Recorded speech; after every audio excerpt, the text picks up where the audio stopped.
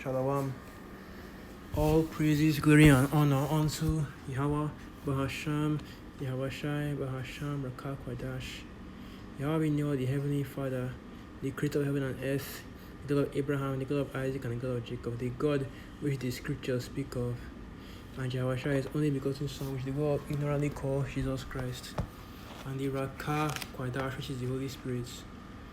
Double honors to the elders and apostles of Great Millstone who rule well, pushing this 100% truth of the gospel, helping to wake up and to seal the elect of the nation of Israel. Salutation notice sincere came that are pushing this gospel in righteousness and sincerity, risking your lives and your freedom to do so. Alright, so what we're going to go into today is it's just simply you can have more than one wife. I know that this is a basic thing that you learn in this truth. It's even one of the first things that I learned before I got into this truth. But I just want you brothers to just keep that in your mind for a second. You can have more than one wife. You can marry, you can have more than one woman, basically, as long as she's not betrothed or promised to anybody else. You can take her as your wife.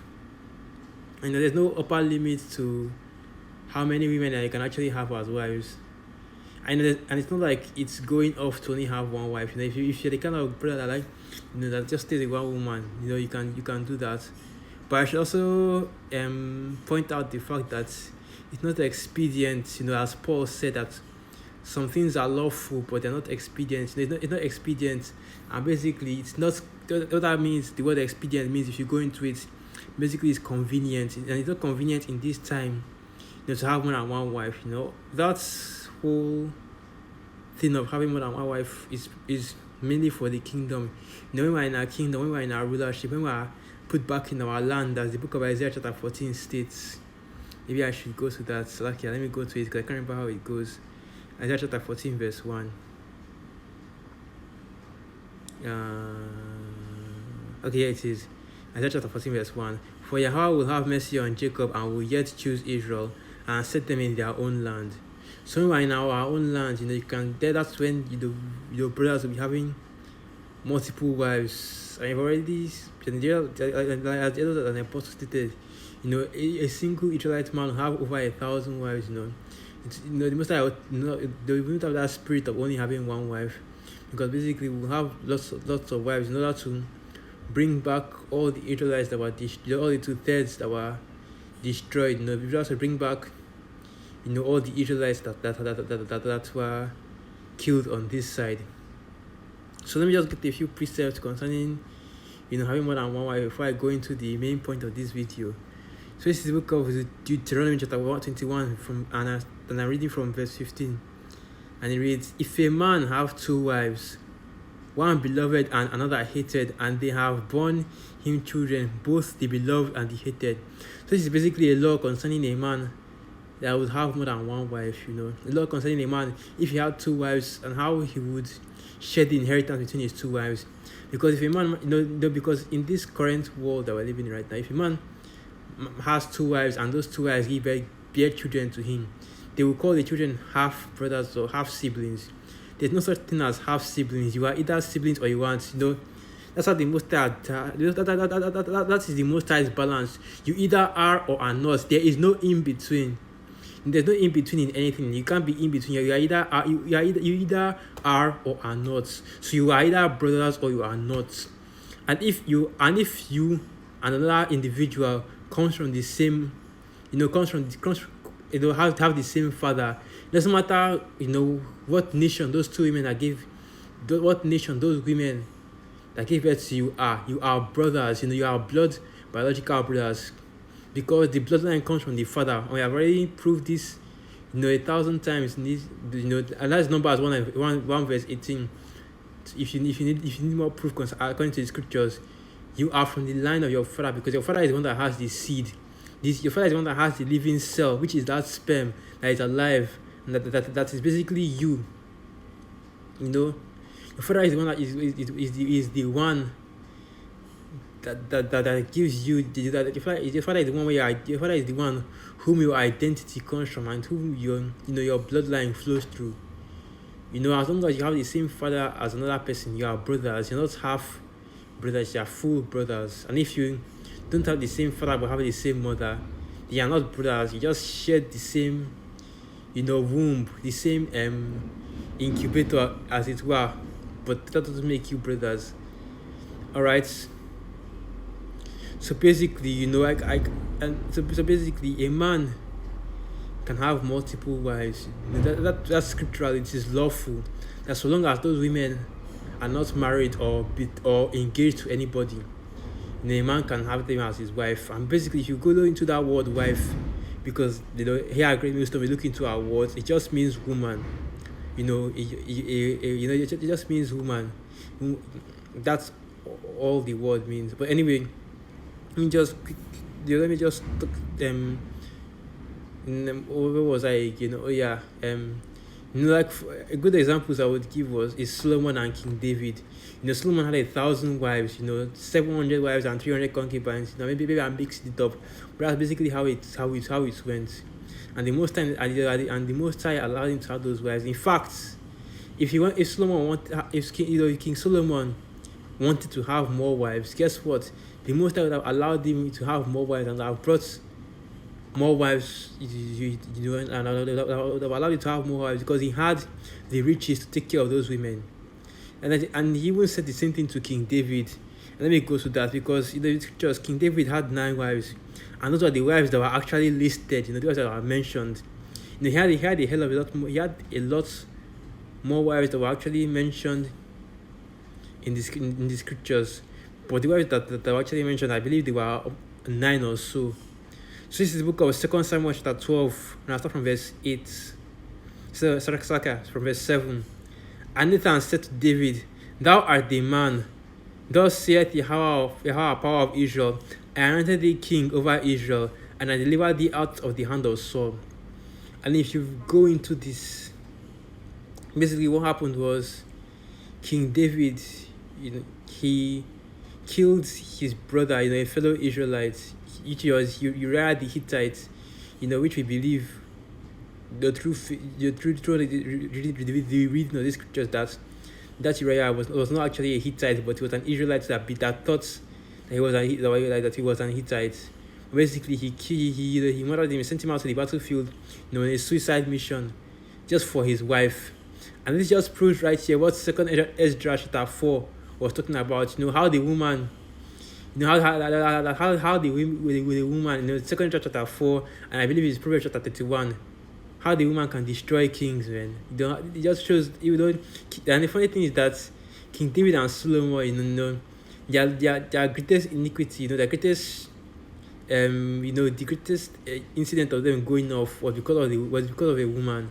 It just shows that no matter how strong you are in the faith, that woman can still trip you up. Which is why we always get up, which is why we always urge you, which is why the others and the apostles always urge you brothers to keep your eyes single and to be careful of these women, man, because if you let your guard down around them, they can mess you up. But anyway, let me continue. And so let me continue from where I stopped. And I gave thee thy master's house and thy master's wives unto thy bosom, and gave thee the house of Israel and of Judah. And if that had been too little, I would moreover have given unto thee such and such things. And that's plain. But because what David did, he killed his brother and took the wife, the Most High said that he would have given him more wives. This is just a precept proof that for any of you brothers that are listening and you don't know about the fact that an Israelite man, or just a man in general, can have more than one wife, can have multiple wives so long as they're not married or engaged to anybody.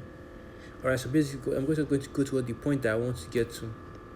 So this is the thing, the Spirit just gave me this realization that an Israelite man can have as many wives as he wants, he can have as many women as he wants, but the Most High, which we say here at Great Millstone is the ultimate Israelite, the ultimate Jake, the ultimate Judite. He only has one woman, which is us, the Israelites, Negroes, Latinos, Native Americans, children of Jacob.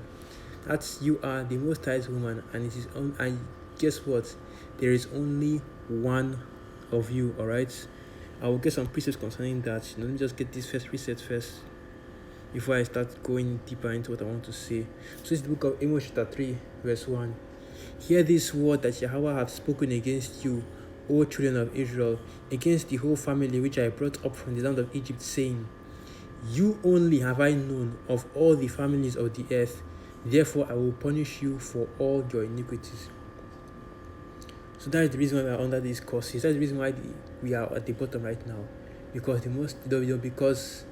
I could go deeper into the scriptures where the Most High talks about how us as Israel are basically like an adulterous woman. And I could go into those precepts, but I'm trying to make this video quick because I don't have much time. They just basically sharing a realization that it's something that God dropped on me by the Spirit. How an Israelite man can have as many wives as he wants, but the Most High only has one wife, which is Israel, our people. The Most High could have gone out and taken another one nation. He could have gone out and taken, as he could have even had all these nations. He could have given them the same promise that he gave us and basically made them his bride, his woman. But he only did that for us, the Israelites. And call halal alaham yahweh ba'ashem yahweh ba'ashem rakak wadash for choosing only Israel. Even though we went off, even though we strayed away from it, even though we strayed away, even though we were like an adulterous woman, the Most High still loves us, and the Most High still cares about us alone. And this is what he has to say concerning all the other nations. In case of any of you want to get fresh and start talking about how because of Jesus Christ, JC, that is a budget that all nations can be saved now, saved by grace or some shit like that. So this is the book of 2nd Esdras chapter 6, and I'll start from the 53rd chapter. Upon the 6th day thou givest commandment unto the earth, that before thee it should spring forth beasts, cattle, and creeping things. And after these Adam also, proving that man was created on the same day as animals, whom thou madest Lord of all thy creatures, of him come we all, and the people also whom thou hast chosen, which are the Israelites. All this have I spoken before thee, O Yahweh, because thou madest the world for our sakes, and including the heathens. They were all made for the sakes of the Negroes, Latinos, and Native Americans, the sons of Jacob, Yasha Allah. As for the other people which also come of Adam, thou hast said that they are nothing, but be like unto spittle, and hast likened the abundance of them unto a drop that falleth from a vessel.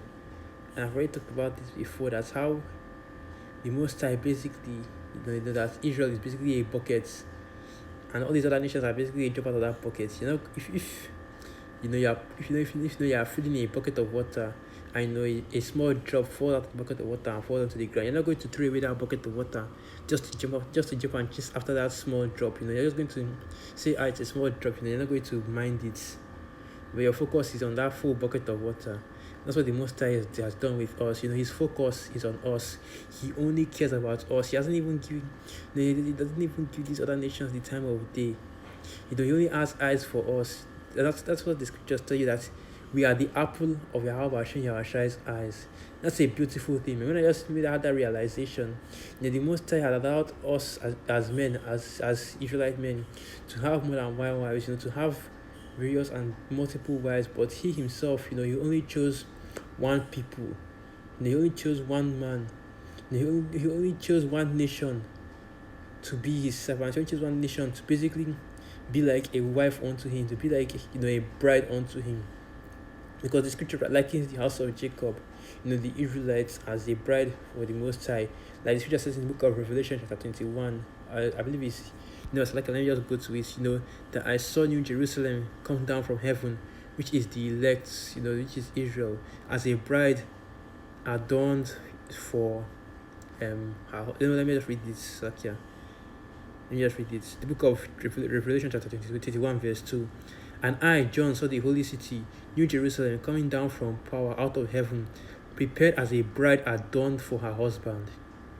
And that's us, when we are made beautiful, when we are made, we are made to come back to Yahweh when we are delivered, we are changed. We have those spiritual bodies, we have